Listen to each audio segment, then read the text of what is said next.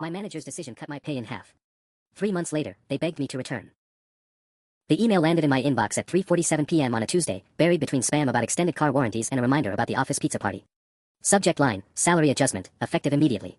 I almost deleted it, thinking it was finally news about the promotion Marcus had been dangling in front of me for 8 months. I was wrong. Due to unexpected budget constraints, your annual compensation will be adjusted from $85,000 to $42,500, effective with your next pay period. We appreciate your understanding during these challenging times. I read it 3 times. The words didn't change. $42,500. Half. They cut my salary in half with a single paragraph and a corporate template signature from HR. My coffee went cold as I stared at the screen. 3 years I've been at Pinnacle Solutions. 3 years of 60-hour weeks, of fixing everyone else's code disasters, of being the guy they called at 2 a.m. when the servers crashed. I'd single-handedly rebuilt their entire customer portal last spring, saving them an estimated $200,000 in outsourcing costs. Marcus had shaken my hand, promised me senior developer by Christmas, talked about my bright future with the company. This was my bright future, apparently. I knocked on Marcus's office door at 4:15 p.m., the email printed and folded in my sweaty palm. Jake. Come in, come in. Marcus didn't look up from his dual monitors, fingers still typing. What can I do for you? The email, I said, placing the paper on his desk. There has to be some mistake. He glanced at it, then back at his screen. Oh, right. Sorry buddy, my hands are tied. Corporate's breathing down our necks about Q4 numbers. Had to make some tough choices. Tough choices. My voice cracked slightly. Marcus, I can't live on $42,000. My mortgage alone is $1,800 a month. I know. He finally looked at me, his expression somewhere between sympathy and annoyance. Look, it's temporary. Once we get through this rough patch, we'll revisit compensation. Maybe 6 months, maybe a year. You're a team player, Jake. I'm counting on you to help us weather this storm. I wanted to argue, to demand explanations, to ask why other developers weren't getting similar emails. Instead, I nodded and walked back to my cube, my face burning with humiliation. The next morning, I arrived early to grab coffee before the rush. That's when I saw him, a kid who looked barely out of college, sitting in the vacant cube next to mine, 2 monitors already set up, nameplate reading, Tyler Morrison, junior developer. You must be Jake. He bounded over with the enthusiasm of a golden retriever. I'm Tyler. Just started Monday. Uncle Mark said you'd help me get up to speed. Uncle Mark. I felt something cold settle in my stomach. Your uncle. Yeah, Marcus Morrison. He got me this gig. Pretty sweet setup, right? The salary's incredible, $92,000 to start. I mean, I know I'm still learning, but Uncle Mark says I have natural talent. $92,000. $7,000 more than my original salary. $17,000 more than what I was making now after 3 years of proving myself. I excused myself to the bathroom and locked the stall door behind me, hands shaking as the full picture crystallized. There were no budget cuts. There was nepotism, plain and simple, and I was paying for Tyler Morrison's incredible salary with half of mine. The rage simmered for 3 days before I decided to do something about it. I started documenting everything. Screenshots of Tyler asking basic questions in Slack like, how do I connect to the database, and what's a version control system? I saved emails showing him copied on critical client projects despite having 0 qualifications. I even recorded a phone conversation where I heard him through the thin cubicle wall telling someone, yeah dude, I basically just Google everything and hope nobody notices. By Thursday, Tyler had already broken the staging environment twice. The first time, he accidentally deleted 3 months of customer data during what he called just messing around with the admin panel. The second time, he pushed untested code directly to production during lunch break, crashing the entire e-commerce platform for 47 minutes. Each time, I fixed it. Because Marcus would appear at my desk with that same sympathetic but annoyed expression and say things like, Jake, you know Tyler's still learning. We're all counting on you to keep things running smoothly. Meanwhile, my mortgage payment bounced.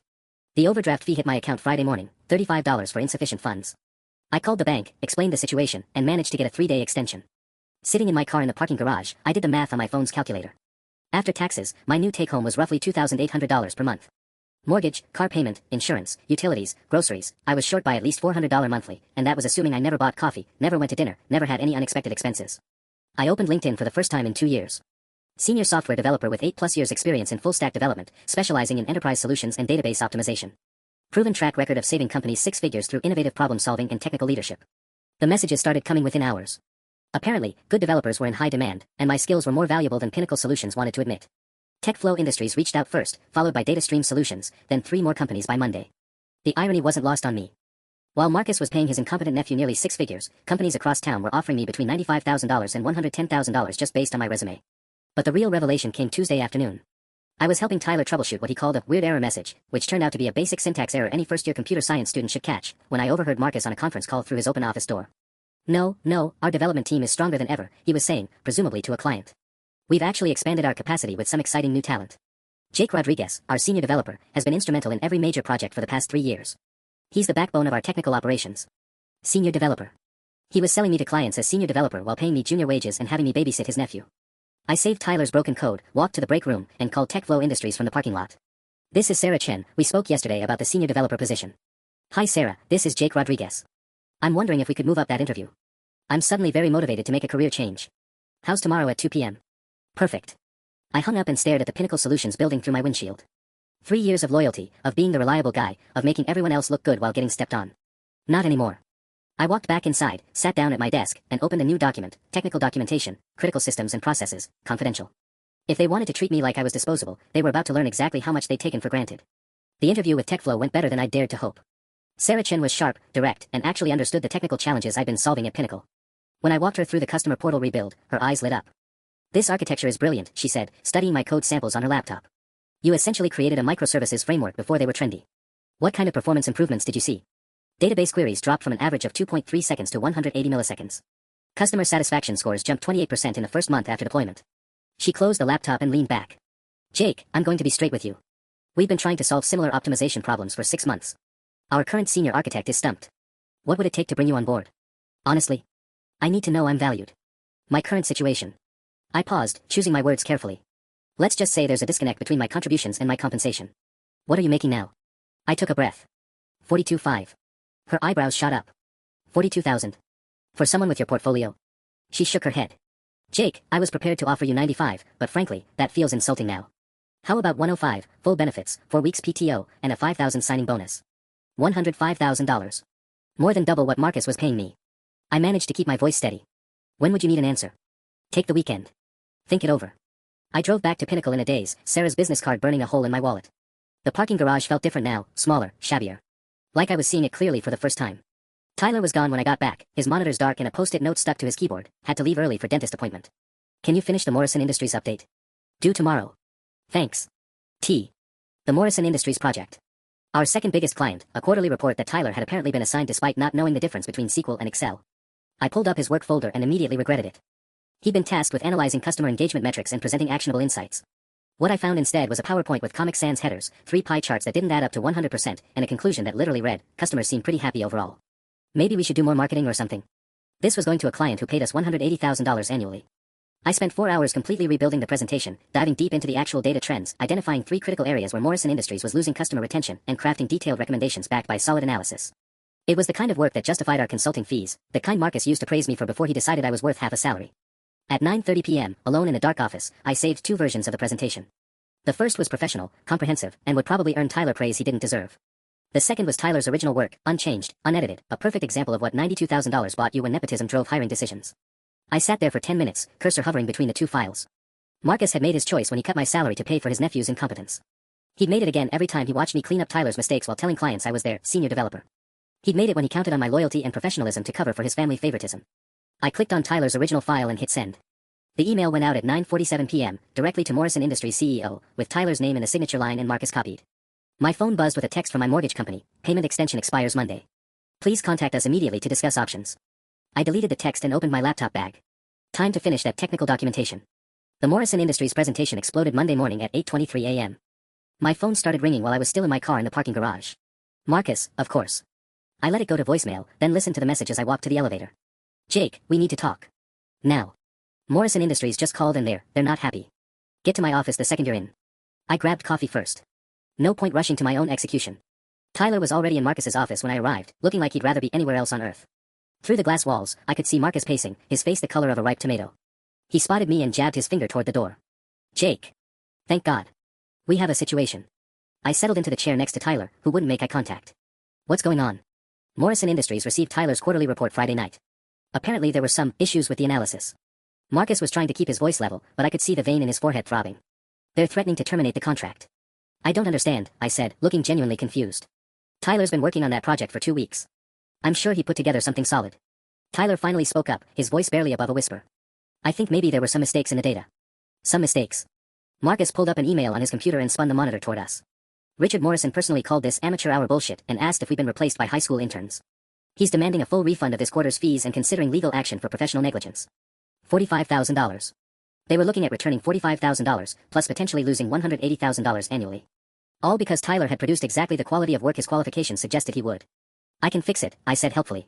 If you want me to take a look at Tyler's analysis, maybe I can spot where things went wrong. Marcus's relief was palpable. Yes. Perfect. Jake, you're a lifesaver. How quickly can you turn this around? I pretended to think about it. Well, I'd basically need to start from scratch. Pull all the raw data, rebuild the metrics analysis, create new visualizations, probably 40 hours of work. Maybe 50. Whatever it takes. This is our second biggest client. The thing is, I said slowly, I've been looking at my workload, and with everything else on my plate. I paused. Marcus, I hate to bring this up now, but I'm really struggling with the salary situation. I had to ask for an extension on my mortgage payment last week. The color drained from his face. Tyler looked between us like he was watching a tennis match. Jake, we talked about this. It's temporary. Once we get through. I know, but my landlord doesn't care about temporary. My car payment doesn't care about temporary. I kept my voice reasonable, almost apologetic. Look, I want to help fix this Morrison situation, but I might need to pick up some freelance work on weekends just to make ends meet. My bandwidth is pretty limited right now. Marcus stared at me for a long moment. I could practically see the gears turning. Fire me, and lose the one person who could salvage the Morrison contract. Keep me at reduced pay, and watch me struggle to stay afloat while cleaning up his nephew's disasters. What if? He started, then stopped. What if we could bump you back up temporarily? Just until we get through this crisis. Back to 85? Well, maybe not all the way. How about 60? 60,000, and once Morrison is happy again, we revisit the whole compensation structure. Tyler was staring at his shoes now, probably doing the math on his own $92,000 salary. I made a show of considering it. I appreciate that, Marcus. Let me see what I can do about clearing my schedule. But my phone was already buzzing with a text from Sarah Chen at TechFlow. Hope you had a good weekend to think things over. Still excited to have you join our team. I silenced the phone and smiled at Marcus. I'll get started on the Morrison fix right away. $60,000 to save their biggest client relationship. While the nephew who'd created the mess kept his six-figure salary. They still had no idea what they'd lost. I spent the next 3 days rebuilding Tyler's disaster while he sat 10 feet away playing what sounded like mobile games behind his monitors. Every few hours, Marcus would swing by my cube with coffee and updates. Morrison's CEO agreed to review our revised analysis before making any final decisions, he said Tuesday afternoon, setting a Starbucks cup on my desk. You're really saving our asses here, Jake.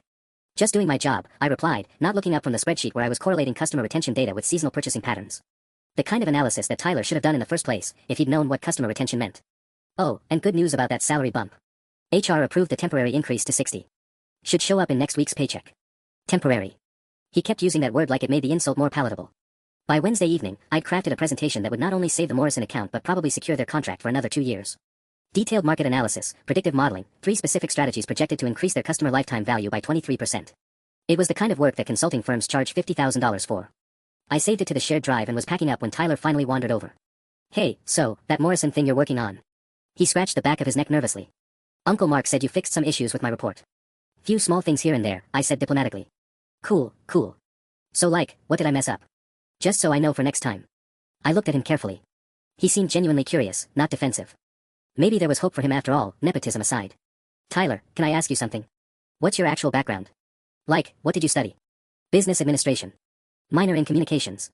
I mean, I took one computer class sophomore year, but it was mostly just Excel stuff. He shrugged. Uncle Mark said most programming was common sense anyway. That I'd pick it up as I went. One computer class.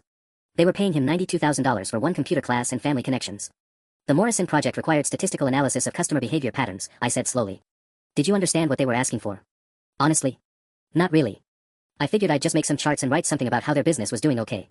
He laughed nervously. Guess that wasn't enough, huh? I stared at him.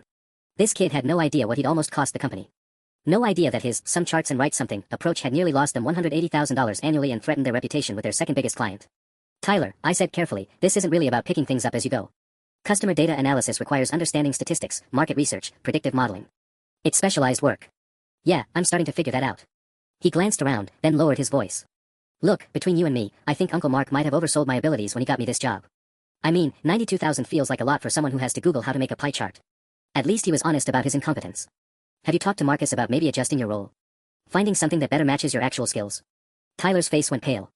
I can't tell Uncle Mark I'm not cut out for this. My mom would kill me. She's been bragging to everyone about how I landed this amazing tech job right out of college. He ran his hands through his hair. Plus, I just signed a lease on a downtown apartment based on this salary. If they move me to something entry-level. What do you think entry-level pays here? I asked. I don't know. Maybe 45,000.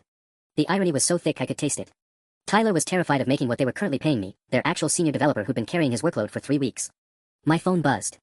Sarah Chen again. Jake, I don't want to pressure you, but we're hoping to make a decision by Friday. The team is really excited about your potential contributions. Friday. 2 days away. I looked at Tyler, still wringing his hands about disappointing his uncle, and made a decision.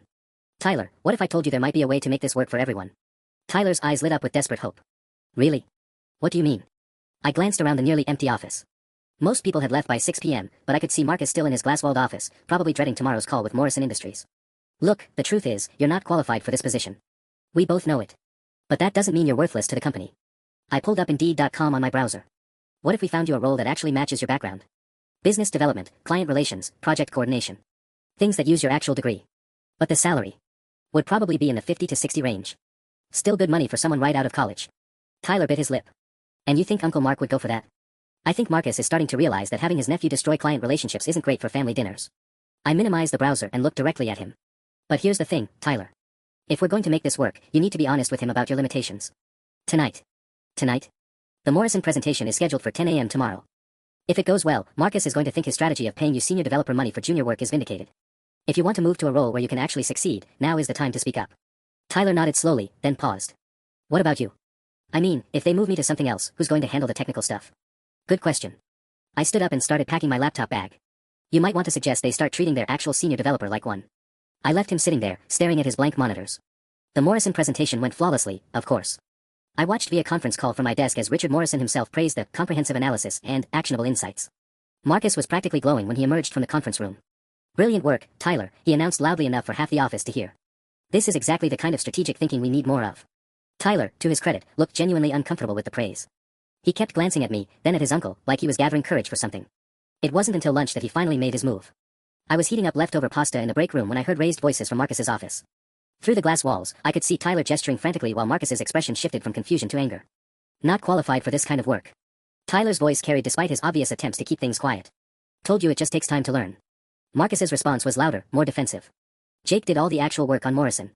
That's when Marcus's voice dropped to a whisper, but his body language spoke volumes. He was leaning forward, pointing at Tyler, his face getting that familiar tomato shade. The conversation lasted another 10 minutes before Tyler emerged, looking like he'd been through a blender. He walked straight to my desk. I told him, he said quietly. About Morrison, about not understanding the technical requirements, about you fixing everything. He slumped into the empty chair next to my cube. He's pretty pissed. At you or at me? Both, I think. But mostly at the situation. Tyler rubbed his temples. He wants to see you at 2 p.m. I checked my watch, 1:47 p.m. How did he take the suggestion about moving you to a different role? Better than expected, actually. I think he's been worried about it too, but didn't want to admit his nephew couldn't hack it. Tyler managed a weak smile. He's going to talk to HR about creating a business development position. $62,000 to start. $62,000. More than they were currently paying me to be their technical backbone. My phone buzzed with a calendar reminder, call Sarah Chin, 3 p.m. Perfect timing. Marcus was waiting with a folder when I knocked on his door at exactly 2 p.m. Jake, sit down. We need to discuss your future here at Pinnacle. The way he said future made it sound like a threat rather than a promise. Tyler told me about your conversation yesterday, he continued, his voice carefully controlled. About how you've been helping with his projects. Just being a team player, I said evenly. Right. Team player. Marcus opened the folder and pulled out a printed email. I've been thinking about our staffing situation, and I realize we may have been underutilizing your skills. Here it comes, I thought. The real offer. The moment where they finally acknowledge what I'm worth. I'm prepared to restore your full salary, Jake. $85,000, effective immediately. Plus a 10% bonus for your work on the Morrison crisis. $85,000 plus 10%. Roughly $93,500. Almost exactly what they've been paying Tyler to break things. 6 months ago, I would have been grateful. 3 weeks ago, I would have been relieved. Today, it felt insulting. That's generous, Marcus, I said carefully. Can I think it over? His smile faltered slightly. Think it over. Jake, this is exactly what we discussed. Your full salary, restored immediately. I know. I just want to make sure I'm making the right decision for everyone. What's there to think about? I stood up, Marcus's offer letter still on his desk. I'll have an answer for you by Monday morning. As I walked out, I could feel him staring after me, probably wondering when his reliable, grateful employee had started asking for time to consider his generous offers. At 3 p.m. sharp, I called Sarah Chin from my car. Sarah, it's Jake Rodriguez. I've made my decision about the tech flow position. That's wonderful to hear, Jake. I'm hoping it's good news. I watched Marcus through the office windows, still sitting at his desk with my unsigned offer letter, probably trying to figure out what had just happened. I'd like to accept the position. 105, full benefits, and a signing bonus. Excellent. I'll have HR draw up the paperwork today. When can you start? I need to give 2 weeks notice, so Monday the 18th. Perfect. Jake, I have to ask, what finally made up your mind? I thought about Tyler's original Morrison presentation, about Marcus cutting my salary to pay his nephew twice what I was worth, about 3 years of being taken for granted while they sold my work to clients under someone else's name. Let's just say my current employer helped clarify my priorities. After hanging up, I sat in the parking garage for another 20 minutes, watching Pinnacle employees come and go through the glass lobby doors. In 2 weeks, I'd walk out those doors for the last time. The thought should have felt liberating. Instead, I felt oddly hollow. My phone rang around 4:30. Unknown number. Jake. This is Richard Morrison from Morrison Industries. My stomach dropped. Morrison never called individual contributors directly. Hi, Mr. Morrison. How can I help you? I wanted to personally thank you for that outstanding quarterly analysis. Marcus mentioned you were the lead analyst on our account. Marcus had thrown me under the bus with Tyler, then taken credit for my work with the client. Classic. I appreciate that, sir. Just doing my job. Well, you're damn good at it. That customer retention model you built. We implemented your recommendations yesterday and we're already seeing engagement improvements. He paused. Listen, I'm calling because we're considering bringing on a dedicated data analyst for our internal team. Salary range is 120 to 140, plus equity. Any chance you'd be interested in a conversation? $140,000. Plus equity. That's very flattering, Mr. Morrison. Can I get back to you next week? Absolutely. Marcus has my direct number if you want to discuss it. I hung up, staring at my phone screen. In one day, I'd gone from making $42,500 to having 2 offers that would more than double my original salary. The market value for my skills was apparently significantly higher than Pinnacle had ever acknowledged. When I got back to my desk, Tyler was gone, but there was a handwritten note on my keyboard. Thanks for pushing me, to be honest. Scary, but feels right. T. At 5:15, Marcus appeared at my cubicle. Jake, do you have a minute? We walked to his office in silence. He closed the door and sat heavily in his chair. Richard Morrison just called me. Apparently he offered you a position. He mentioned something about it, yes. Marcus leaned back, studying my face. Jake, I'm starting to think I've made some mistakes in how I've handled things recently. What kind of mistakes? The salary reduction was supposed to be temporary across several positions. But honestly, you were the only one who didn't quit immediately. He rubbed his temples. I kept telling myself we'd fix it once the budget situation improved, but then Tyler needed support and you were handling everything so smoothly. So you decided I'd just accept being paid half my worth indefinitely. That's not. He stopped, then sighed. Yeah. That's exactly what I did. I took advantage of your professionalism and your loyalty, and I justified it by telling myself it was temporary. It was the first honest thing he'd said to me in months. Marcus, what was my role in the Morrison presentation today? What do you mean? When Morrison complimented the analysis, you thanked Tyler. When Morrison called to offer me a job, he said you told him Tyler was the lead analyst. I kept my voice level. So what exactly is my role here? Marcus stared at his hands. Jake, if I could go back and handle this differently. But you can't. So what happens now? He looked up, and for the first time in weeks, I saw genuine uncertainty in his eyes. I honestly don't know. The next morning brought chaos I hadn't anticipated. I arrived at 7:30 a.m. to find 3 police cars in the parking lot and a crowd of employees gathered around the main entrance. My first thought was that someone had broken in, but then I spotted Detective Sarah Walsh, ironically sharing a name with my new boss, interviewing Marcus near the lobby doors. Jake. Tyler jogged over, looking panicked. Did you hear what happened? No, what's going on? Someone hacked our client database last night. Stole financial records, contact information, project details for like 15 major accounts. His voice dropped to a whisper. They think it was an inside job. The blood drained from my face. My documentation project. The files I've been collecting, the system access logs, the detailed records of company violations I've been quietly gathering for weeks. If someone had actually breached our security. How bad is it? I asked. Bad. Morrison Industries, Tech Flow Solutions, Data Stream, all compromised. The breach happened around 11 p.m. last night, someone with admin credentials. Tyler ran his hands through his hair. Uncle Mark thinks it might be connected to all the recent personnel changes. Personnel changes. Like employees discovering their salaries had been cut to pay for nepotism hires. Detective Walsh spotted me across the parking lot and started walking over. She was younger than I'd expected, maybe mid-30s, with sharp eyes that seemed to catalog everything. You must be Jake Rodriguez. I'm Detective Walsh, Cybercrime Division. I understand you're the senior developer here. That's correct. I'd like to ask you a few questions about system security and employee access. Do you have a few minutes? My mouth went dry. Of course. She led me away from the crowd, pulling out a small notebook. Mr. Rodriguez, when did you last access the client database? Yesterday afternoon, around 4 p.m. I was working on the Morrison Industries quarterly analysis. And you have administrative privileges on the system? Yes, for my role I need full database access. She scribbled something down. Your manager mentioned there have been some recent workplace tensions. Salary disputes, performance issues with newer employees. Can you tell me about that? I chose my words carefully. There have been some changes in compensation structure recently. Nothing unusual for a mid-sized company dealing with budget pressures. Aha. Her pen stopped moving. Mr. Rodriguez, I have to ask, where were you last night between 10 p.m. and midnight? The question hit like a physical blow. At home. I live alone, so no alibi if that's what you're asking. I'm not accusing you of anything. Just trying to establish a timeline. She flipped through her notes. Several employees mentioned you've been documenting various company processes lately. Creating technical guides, system documentation. Is that part of your normal duties? My heart was hammering now. The documentation I'd been creating wasn't exactly illegal, but in this context, it looked incredibly suspicious. Disgruntled employee with system access and detailed knowledge of security vulnerabilities, suddenly creating comprehensive records right before a major data breach. I've been working on some process documentation, yes. Part of knowledge transfer and system continuity planning. Knowledge transfer for what purpose? Before I could answer, Marcus appeared at my shoulder. Detective Walsh, I think there might be some confusion here. Jake's one of our most trusted employees. He's been instrumental in maintaining our security protocols. Mr. Morrison, I appreciate the character reference, but I need to follow standard procedures. She turned back to me. Mr. Rodriguez, would you be willing to let our forensics team examine your work computer and personal devices? Just to rule out any connection to the breach. My phone buzzed with a text from Sarah Chen at TechFlow. Jake, urgent. Need to discuss something about your background check. Please call ASAP. TechFlow. One of the companies mentioned in the breach. Detective Walsh noticed my expression change. Everything all right? Fine. Yes, you can examine my devices. I have nothing to hide. But even as I said it, I realized how catastrophically bad this looked. Disgruntled employee with salary grievances, comprehensive system documentation, job interviews with companies that were now breach victims, and a background check inquiry that had suddenly become urgent. Thank you for your cooperation. We'll be in touch. As she walked away, Marcus grabbed my arm. Jake, please tell me you had nothing to do with this. I stared at him, seeing 3 years of taken-for-granted loyalty, of cleaned-up messes, of 60-hour weeks and 2 a.m. emergency calls. Marcus, after everything that's happened between us, do you really think I'm capable of corporate sabotage? His silence was answer enough. At 9:47 a.m., I called Sarah Chen from the parking garage. Sarah, it's Jake Rodriguez. You said it was urgent. Jake, thank God. We need to talk immediately. Can you come in this morning? What's this about? There's been a security incident involving several companies in our network, including your current employer. Your background check flagged some concerns, and we need to discuss them before we can move forward. The job offer. My escape plan. Everything was falling apart. I'll be there in 20 minutes. The TechFlow offices felt different this time. Where Sarah had been warm and welcoming during my interview, now she sat across from me in a sterile conference room with 2 other people I didn't recognize, a stern-faced woman in a navy suit and a younger man with the pale complexion of someone who spent too much time staring at computer screens.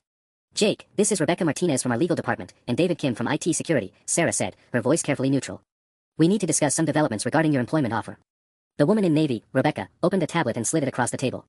Mr. Rodriguez, are you familiar with the data breach that occurred at Pinnacle Solutions last night? I learned about it this morning when I arrived at work. And you're aware that TechFlow was one of the affected companies? Someone accessed confidential information about our ongoing negotiations with Pinnacle, including details about our employee recruitment efforts. My stomach dropped. What kind of details? David Kim leaned forward. Salary offers, hiring timelines, and most concerning, a list of Pinnacle employees we've been targeting for recruitment. Your name was at the top of that list.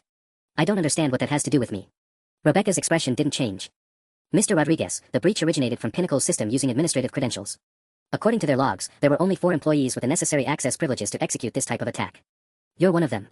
So are 3 other people. True. But you're the only one who had job interviews scheduled with multiple companies that were compromised in the breach. She swiped the tablet screen. Data Stream Solutions, Morrison Industries' new internal analyst position, and of course, TechFlow. All 3 companies had their recruitment files accessed. The room felt like it was shrinking. You think I stole information about companies that were trying to hire me? That makes no sense. Unless you were selling that information to competitors, David said quietly. Corporate espionage is a lucrative business. Salary negotiations, client lists, proprietary recruitment strategies, there's a market for all of it. Sarah finally spoke up. Jake, I want to believe this is just a terrible coincidence, but our legal team has concerns about moving forward while you're potentially under investigation. Potentially. The FBI is taking over the case from local police, Rebecca said. This crosses state lines now. Morrison Industries operates in 3 states, and the breach accessed their multi-state client data. We're looking at federal charges for whoever did this. Federal charges. FBI investigation. My career wasn't just over, I was looking at potential prison time for a crime I didn't commit. I need to ask, Sarah said, her voice gentler now, have you shared any information about TechFlow with anyone? Salary details, our conversation about Pinnacle's technical challenges, anything at all. I thought back through the past week. No. I haven't told anyone about the job offer except. I stopped. Tyler. Yesterday, when he was worried about losing his salary, I'd mentioned that good developers were in high demand. Had I said anything specific about TechFlow's offer? Except who? Rebecca pressed. Tyler Morrison. Marcus's nephew. But I didn't give him details, just general information about the job market. David and Rebecca exchanged glances. Tyler Morrison had access to the client database. Junior-level access, yes. He needed it for the Morrison Industries project. And he knew you were interviewing with companies that compete with Pinnacle's clients. The implications hit me like a freight train. Tyler, desperate to prove himself, panicking about his own job security, with access to the same systems I had. Tyler, who'd been asking me technical questions for weeks, who'd watched me navigate the database systems, who might have figured out how to escalate his privileges. I think I need to call the police, I said. Rebecca closed her tablet. Mr. Rodriguez, until this investigation is resolved, we can't move forward with your employment. I'm sure you understand. Of course. My voice sounded hollow even to me. As I walked back to my car, my phone rang. Marcus. Jake, where are you? The FBI wants to interview all senior staff immediately, and Tyler. His voice cracked. Tyler's missing. He didn't come home last night. Tyler missing changed everything. I sat in the TechFlow parking lot, staring at my phone, Marcus's words echoing in my head. The FBI wanted interviews, Tyler had vanished, and I was still the prime suspect in a federal cybercrime investigation that could land me in prison for 20 years. My phone buzzed with another call. Detective Walsh. Mr. Rodriguez, we need you to come in immediately. There have been developments. What kind of developments? Tyler Morrison's car was found abandoned at the Greyhound station downtown. His laptop was still in the back seat, and preliminary forensics show recent database activity from his credentials at 11:47 p.m. last night, 47 minutes after the breach began. My hand started shaking. So Tyler did it? We're still investigating, but it appears someone used his credentials to access the client database after the initial breach. Either Tyler's involved, or someone's trying to frame him the same way they might be framing you. The same way they might be framing me. At least she was considering the possibility of my innocence. Detective, I think I might know something that could help. I'm listening. Tyler's been panicking about his job security for weeks. Yesterday he told me he was terrified of disappointing his uncle, and he just signed an expensive apartment lease based on his salary. If someone convinced him there was easy money in corporate espionage. You think he was recruited by a third party? I thought about Tyler's technical incompetence, his admitted tendency to Google everything, his naive honesty about being unqualified. Detective, Tyler can barely create a PowerPoint presentation. There's no way he orchestrated this alone. Someone walked him through it. Can you be at the station in 30 minutes? I'll be there in 20. The FBI had taken over a conference room at the police station, and the atmosphere was significantly more intense than my morning interview with Detective Walsh. Agent Sarah Rodriguez, the irony of sharing names with both my detective and my lost job opportunity wasn't lost on me, was a compact woman with steel gray hair and a kind of focused intensity that made me understand why people confess to crimes they didn't commit. Mr. Rodriguez, she began, we've analyzed the breach timeline, and we need to clarify some inconsistencies. She slid a printed report across the table. The initial system penetration occurred at 11 p.m. using administrative credentials traced to your account. However, the bulk data extraction happened between 11:30 and 12:15 a.m. using Tyler Morrison's credentials. Someone used my login first. That's what the logs show. But here's the interesting part, your credentials were accessed remotely, from an IP address registered to a coffee shop 3 blocks from Tyler's apartment. Tyler's credentials were used from his home address. I stared at the timeline.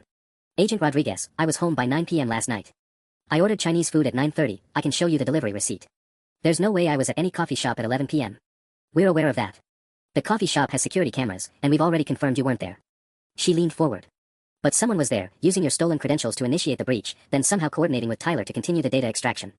Or Tyler stole my credentials and used them remotely before switching to his own account. Possible, but unlikely. The technical sophistication required to mask IP addresses and coordinate a 2-stage breach doesn't match Tyler's demonstrated skill level. Agent Rodriguez pulled out another document. We interviewed Tyler's roommate this morning. According to him, Tyler received several phone calls yesterday evening from someone discussing easy money and sticking it to corporate assholes who don't appreciate good people. Easy money. Sticking it to corporate assholes. Someone had definitely recruited Tyler, playing on his insecurities and his guilt about the salary disparities. Did the roommate hear any names mentioned? No, but he said Tyler seemed excited and nervous, like he was planning something big. The roommate went to bed around 10:30, and Tyler was still on his laptop in the living room. Agent Rodriguez closed the folder. Mr. Rodriguez, we believe you're telling the truth about not being directly involved in the breach. However, we think you might know something that could help us understand who did recruit Tyler and how they got access to your credentials. I thought back through the past few weeks. Who else knew about my salary situation, my job interviews, my growing frustration with Pinnacle's management? Who had technical knowledge but wasn't on the list of employees with database access? Agent Rodriguez, has anyone checked recently terminated employees? People who might still have system access that should have been revoked. We're working on that list now. Then it hit me. What about contractors? Pinnacle uses several external consultants for various projects. They'd have temporary database access, knowledge of internal politics, and no direct loyalty to the company. Do you have specific names? I pulled out my phone and scrolled through my work contacts. Dataflow Consulting has been working on our client management system upgrade for 3 months. The project lead is someone named Mitchell Barnes. He'd have administrative access, and... I stopped, remembering something Tyler had mentioned weeks ago. And what?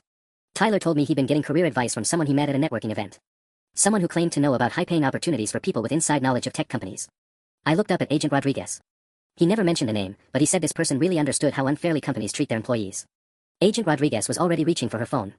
Detective Walsh, I need you to pull all contractor access logs for the past 48 hours and cross-reference them with Dataflow Consulting employees. As she made the call, I realized that Tyler hadn't just been the unwitting accomplice in a corporate espionage scheme. He'd been the perfect target, desperate, naive, and angry about workplace inequality. Someone had played him expertly, using his legitimate grievances to turn him into a federal criminal. And they'd tried to frame me in the process. The Dataflow Consulting connection unraveled faster than anyone expected. Agent Rodriguez's phone call lasted exactly 4 minutes, and when she hung up, her expression had shifted from methodical investigation to urgent pursuit. Mitchell Barnes hasn't reported to work since Tuesday, she said, already gathering her files. His supervisor assumed he was working remotely on the Pinnacle project, but there's no record of him accessing their system since Monday afternoon. Except for last night at 11 p.m. So Barnes used my stolen credentials to initiate the breach? That's our working theory. He had legitimate administrative access until his contract expired Wednesday, but continued using compromised credentials afterward. She stood up, then paused. Mr. Rodriguez, I need to ask, how well did you know Barnes during his time at Pinnacle? I thought back to my limited interactions with the Dataflow team. Professional acquaintance at best. We collaborated on database optimization, maybe exchanged 50 emails over 3 months. He seemed knowledgeable, professional, maybe a little bitter about the consulting lifestyle. Bitter how? The usual contractor complaints.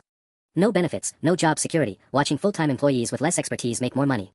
I paused, remembering something else. Actually, he asked me about Pinnacle's salary ranges once. Said he was considering applying for a permanent position. Agent Rodriguez's pen stopped moving. When was this conversation? 3 weeks ago, maybe 4. Right around the time Marcus cut my salary. The timing suddenly seemed significant. Barnes was in the break room when I got a call from my mortgage company about the missed payment. He overheard me explaining the situation to my bank. So Barnes knew about your financial stress and the salary reduction? Yes, and he seemed genuinely sympathetic. Made some comment about how contractors and employees should stick together against management exploitation. I felt my stomach drop. Agent Rodriguez, Barnes knew I was looking for other jobs. I mentioned it briefly when he asked how I was handling the pay cut. Did you tell him which companies you were interviewing with? No, but... I stopped, realization hitting me like a physical blow. He asked to connect on LinkedIn 3 weeks ago. If he looked at my profile after that, he could see every company that viewed my information or sent me messages. Agent Rodriguez was already typing on her phone. Detective Walsh, I need a warrant for Mitchell Barnes' LinkedIn account and full social media history. Priority level 1. She looked back at me. Mr. Rodriguez, what else did Barnes know about your situation at Pinnacle? I forced myself to think systematically through every interaction.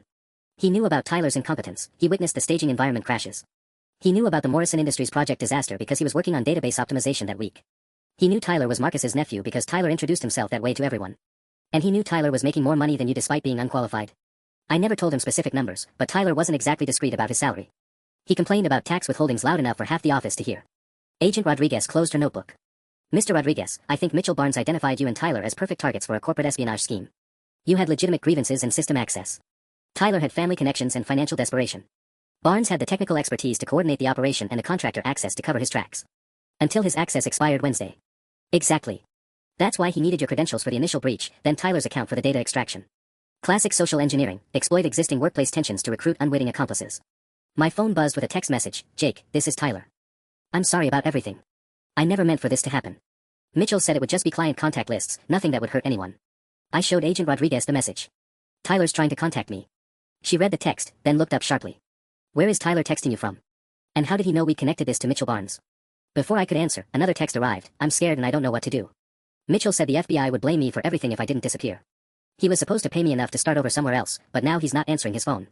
Agent Rodriguez was already signaling to Detective Walsh through the conference room window. Mr. Rodriguez, I need you to respond to Tyler.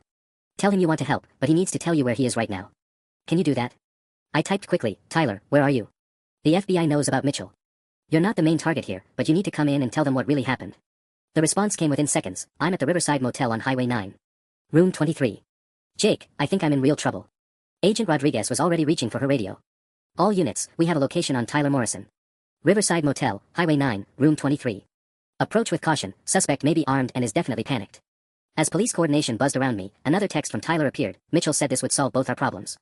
Said companies like Pinnacle deserve to lose everything for how they treat people. I just wanted enough money to fix my mistakes. The final piece clicked into place. Mitchell Barnes hadn't just been running a corporate espionage operation. He'd been systematically targeting disgruntled employees at his client companies, turning workplace grievances into federal crimes while positioning himself to profit from stolen corporate intelligence. And Tyler and I had been his latest marks. The Riverside Motel looked exactly like the kind of place people went to disappear. Peeling paint, flickering neon sign, and the distinct aura of bad decisions. I sat in Agent Rodriguez's unmarked sedan, watching FBI tactical teams position themselves around room 23 while she coordinated with Detective Walsh over radio. Rodriguez here. Target appears to be alone in the room. Thermal imaging shows one person, stationary, likely sitting on the bed. She glanced at me.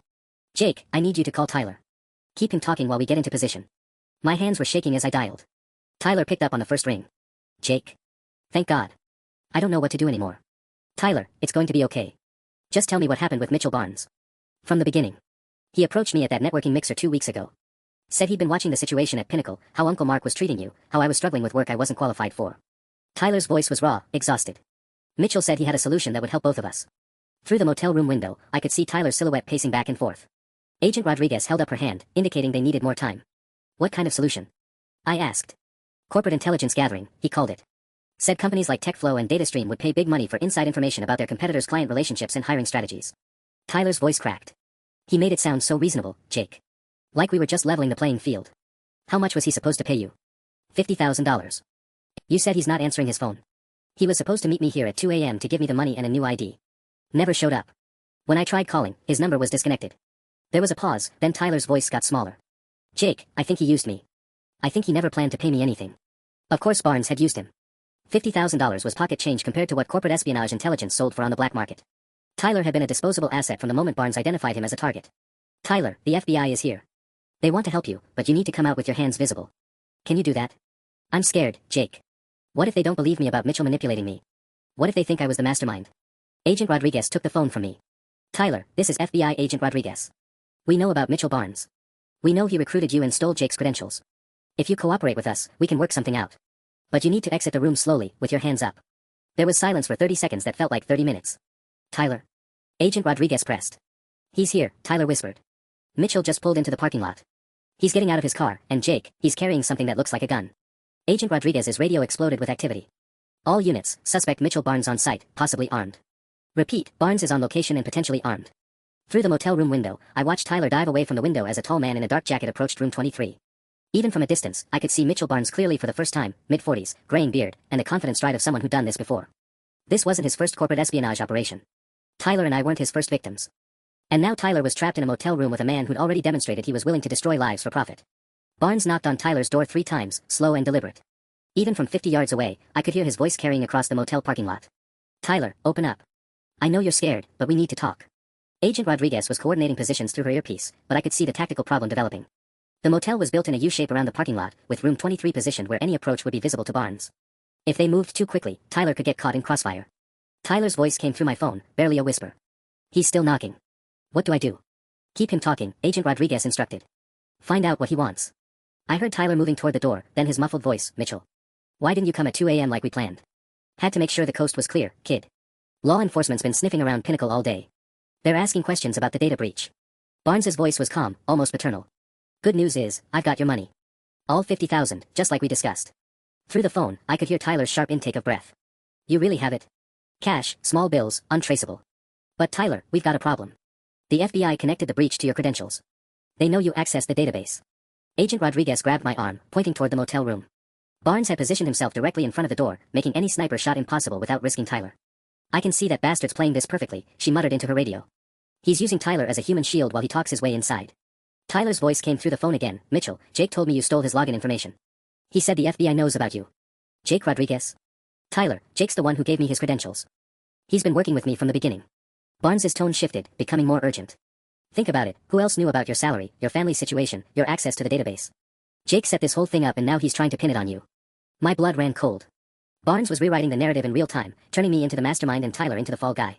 That's not true, Tyler said, but I could hear uncertainty creeping into his voice. Tyler, Jake's been planning this for weeks. Why do you think he was so helpful with your technical problems? He was positioning you to take the blame while he collected intelligence for competitors. Barnes knocked again, more insistently. Open the door, kid. Let me show you the evidence I have of Jake's involvement. Agent Rodriguez's radio crackled. Rodriguez, we have movement on Barnes. He's reaching into his jacket. Through my phone, I heard the metallic click of a gun being cocked. Tyler, Barnes called out, his voice now carrying clear menace. I'm going to count to 10. Either you open this door and let me explain how we're going to get out of this mess, or I'm going to assume Jake got to you first and you're working with the FBI now. Mitchell, don't, Tyler started. 1, Barnes called out. Agent Rodriguez was speaking rapidly into her radio. We need distraction, now. Barnes is escalating, and Tyler's about to be in immediate danger. 2. That's when I made a decision that probably saved Tyler's life and definitely complicated everything else. I opened the car door and stepped out into the motel parking lot. Mitchell Barnes. I shouted across the asphalt. FBI. You're surrounded.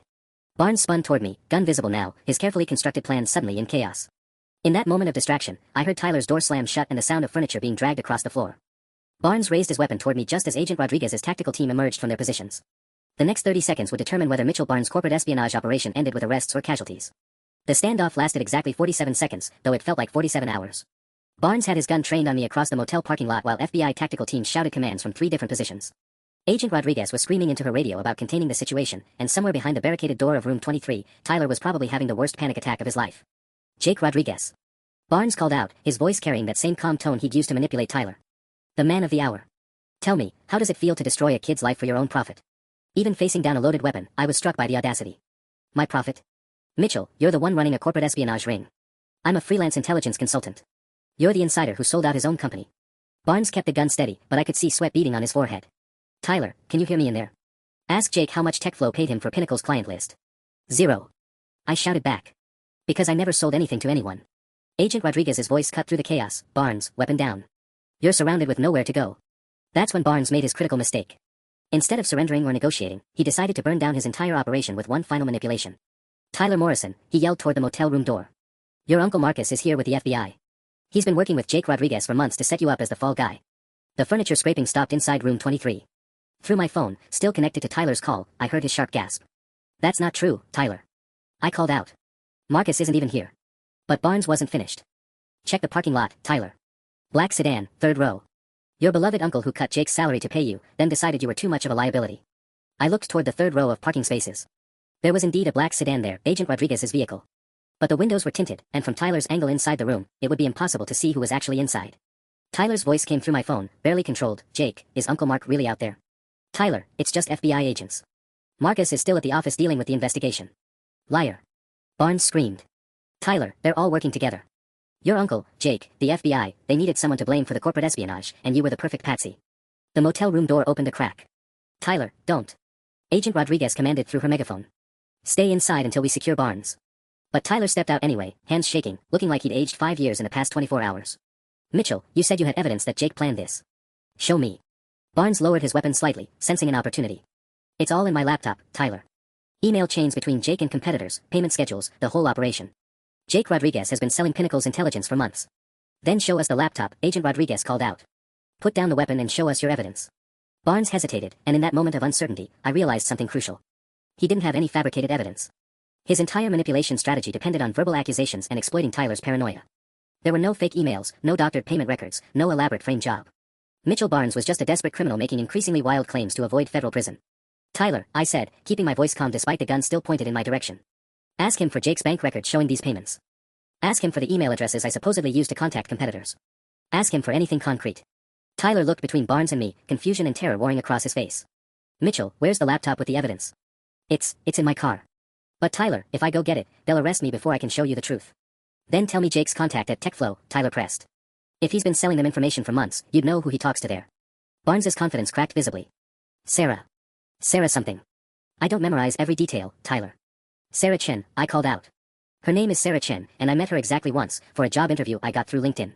Tyler, you can verify that yourself. That's when Tyler Morrison, the naive kid who'd been manipulated into federal crimes, finally saw Mitchell Barnes for exactly what he was. You're lying, Tyler said quietly. You've been lying about everything. Barnes raised his weapon again, but this time toward Tyler. You little shit. Do you have any idea how much money you've cost me? The FBI tactical team moved simultaneously, ending Mitchell Barnes' corporate espionage career with professional efficiency and non-lethal force. 3 months later, Marcus called me at TechFlow. Jake, I need to ask you something, and I want you to know there's no pressure either way. His voice carried a humility I'd never heard before. Would you consider coming back to Pinnacle? Even temporarily?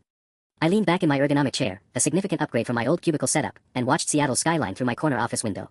Sarah Chen had been true to her word about valuing talent. $105,000 salary, full benefits, and a team that actually appreciated technical expertise. Marcus, I'm settled here. TechFlow's been great to me. I know. But Jake, we're hemorrhaging clients. Morrison Industries renewed for another year specifically because they want to keep working with you, but they're threatening to leave when they find out you're gone. 3 other major accounts are reviewing their contracts. His voice cracked slightly. Jake, we're looking at potential bankruptcy by Christmas. I pulled up Pinnacle's recent news coverage on my second monitor. The headlines told the story. Tech firm loses 40% of revenue following data breach. FBI arrests consultant in corporate espionage ring. Pinnacle Solutions faces class action from affected clients. What about Tyler? I asked. Federal prosecutor accepted his cooperation deal. 2 years probation, community service, and he's testifying against Barnes in exchange for no jail time. Marcus paused. He's actually doing well in the business development role. Turns out he's got real talent for client relationships when he's not pretending to be a programmer. Mitchell Barnes had received 12 years federal prison. His freelance intelligence consulting operation had targeted 17 different companies across 6 states, recruiting dozens of employees like Tyler and attempting to frame others like me. The FBI estimated he'd stolen over $3 million worth of corporate intelligence. Marcus, what exactly are you offering? Senior developer title, officially this time. $120,000 starting salary. Full autonomy over technical decisions. And Jake. He took a deep breath.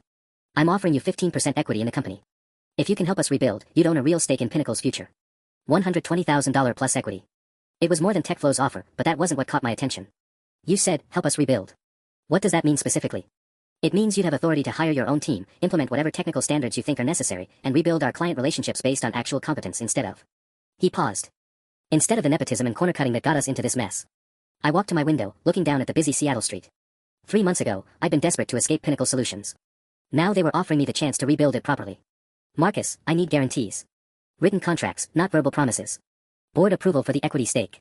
And complete technical autonomy, no interference in hiring decisions or project management. Done. Jake, I've learned my lesson about taking you for granted. We all have. That afternoon, I called Sarah Chen into my office. Sarah, I need to discuss something with you. I've been offered a chance to go back to Pinnacle Solutions as senior developer with equity. Her eyebrows raised. The same company that cut your salary in half. The same company that's now offering me $120,000 plus 15% ownership to rebuild their technical operations. Sarah leaned back in her chair, studying my face.